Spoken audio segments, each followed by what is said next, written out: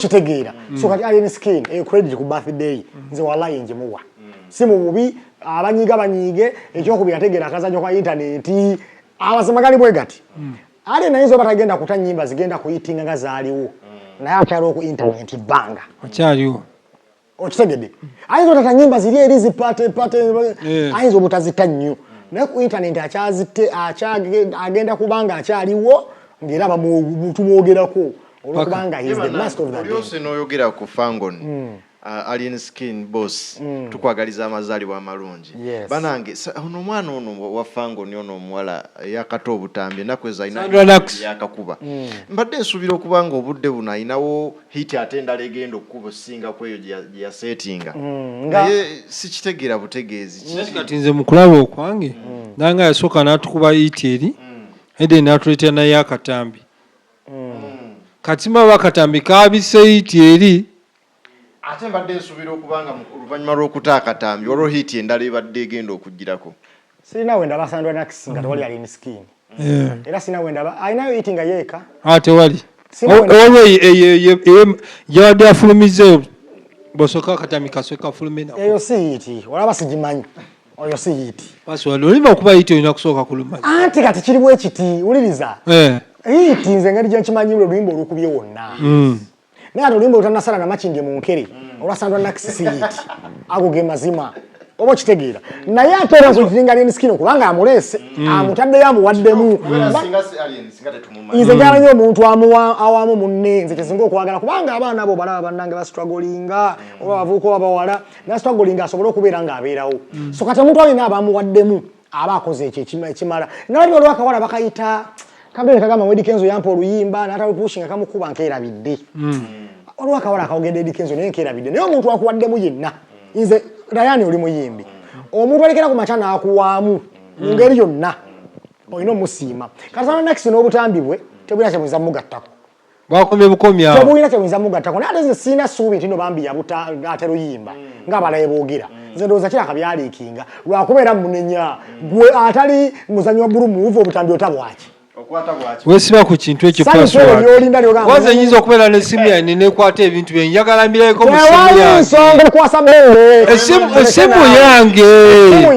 essimu yange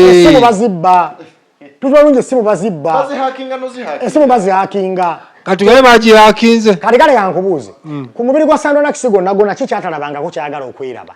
kwale weyagala laba ku byabala asobola obbiraba ekyokubiri muganda wange lwaki olowooza boso si yakikola lwaki boso Alienskin yakikola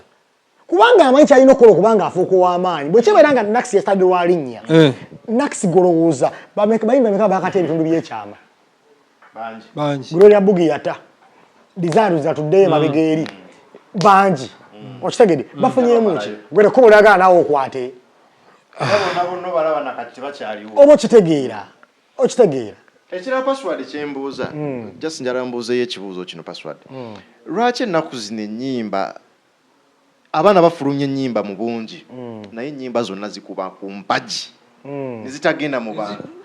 zibawusinga ebingi ennaku zino sikitegeera butegeezi kuba n'abayimbi abanene bonna besigenda mmenya amannya naye buli muyimbi saa zina oluyimba ne lukuba ku mpagi ne ludda ku kisenge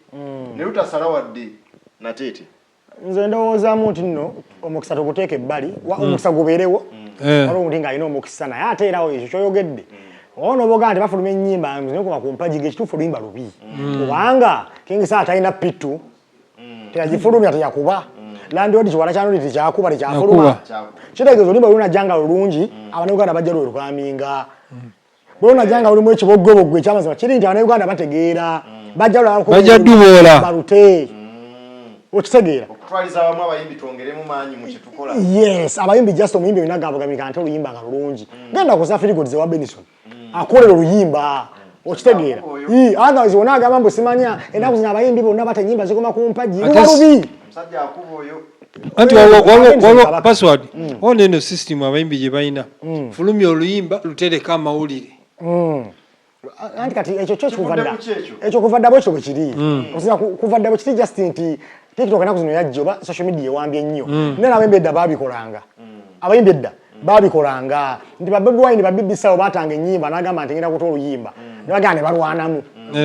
okitegeera ne bagana ne beekuba mukaawo ne bata oluyimba so kati saawa zino okukikola si kibi industry weto bwetambula dynamics zezo baako kyokola ota oluyimba ate era waliwo asobola okuta oluyimba n'atalwogerera nnyo okitegeera naye nzoba tayogedde nnyo n'akyala nnyo ku mativi mu kaseera ako okitegeera mukiyita media tour nakola media tour so dynamics ezo si kibi nabo kenyini bwota oluyimba promote every way of promoting the song awo ninyini ng'oyogedde ku kyokuta oluyimba waliyo kabaka King Saha awo vidiyo emu gye twalabe ey'omukulembeze nga bataddeko sawundi nabagamba muggyeyo sawundi yange muggyeyo oluyimba lwo nagirabyeko vidiyo nalabyeko akantu ako nga bagamba naye kati olayongera King Saha ajjukira ayimbako mutubonga naawe bayimba mutubonga naawe Abannayuganda ajjukira ebintu tebabyagala abali ku side opposition bwe batabyagala King Saha yekka yasigadde nga survives nga abantu bamwagala nga yayimba eri n'abaana agamba nze nvuddeyo otherwise abalamu basigala bagamba oli muli wankwe kubanga wayimba King Saha yasigadde approve agamba kituufu ndayimba era sente bazimpa naye nze wendi okubanga ate nze ndi side zene za opposition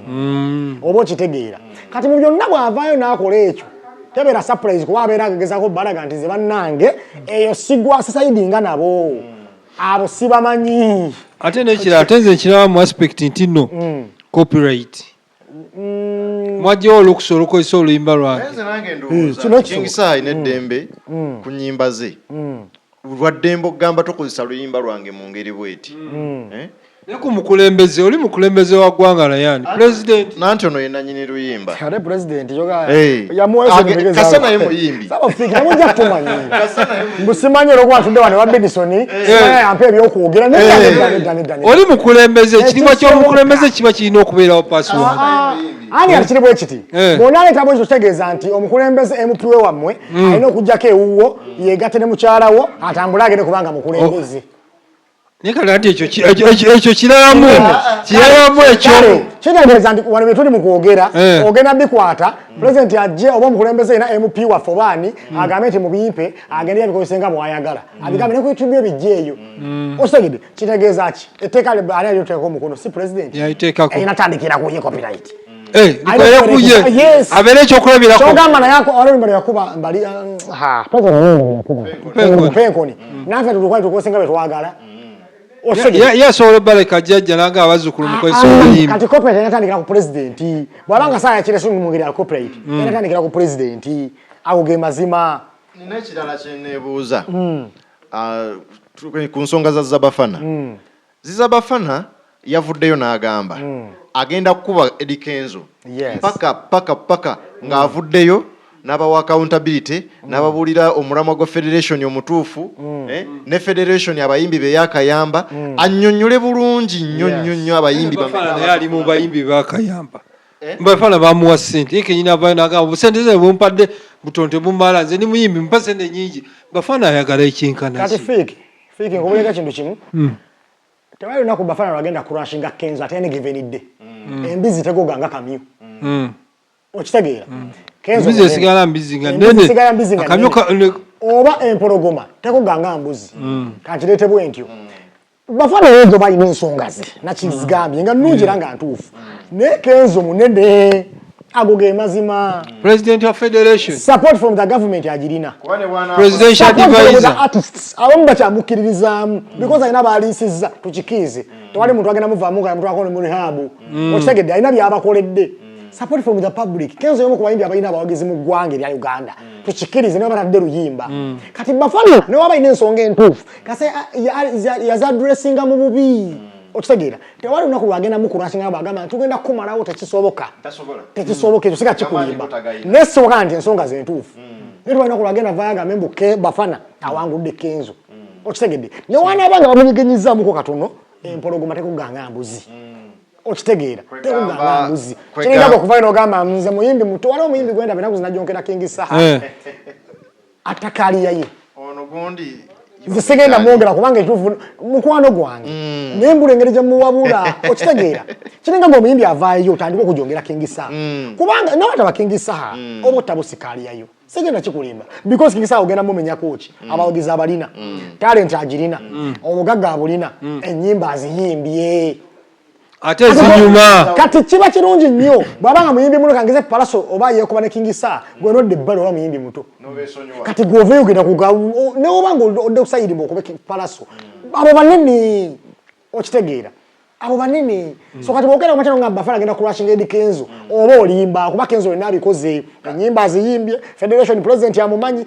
ogenda kukola ki kati kitegeeza okutwaliza wamu Bafana ali mu kuyiwa nsaano ku mazzi ensonga ze alina kuvaayo n'atuula ne Kenzo mu mbeera ennungi n'amugamba kuba ne Kenzo Martin Bete yakubira Bafana essimu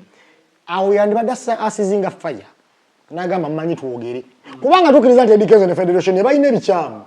tukikkiriza naye ate engeri y'okubireetamu yembi era namulabyeko ne Ragadi bawadde balina we bali ne Ragadi ng'agezaako mubuulira ensonga eyo engeri gy'abaagikwatamu lwakuba already yadde yayokezza dda nga azze mu kulumba amawanga biki naye nga kitegeeza Kayiro bakawulira kati omupiira ogwo mu kulowooza okugenda kuggwa kati olaba kanaakaana A song with the president. Queen Bera. I have nothing on that song. Sina ko copyright mo ba yapa ko share. Sina ko edit. Oluyimba lulwe. Rangi. Yateka mu verse. Initially it was mine. Nenga tolulina ko mukunaniza. Nayo laba oba ulira yanyamba. Lwaki wamugamba. Ano mwana takalia. Oba yanyamba kati wali anzikiririza. So akutuza wansi nagamba kati oluyimba luyina genda ono Queen Bera yabadde ku TV emwe ngali mugeza kulaga nti Eddie Kenzo tamuyambye are you getting yamwa kolabo okitegeera kitegeeza ako kakoze kuwa kolabo kukakumala omuyimbi wakera ku macha na kwa bagenda kuwa mbuzi bakwena omu because kati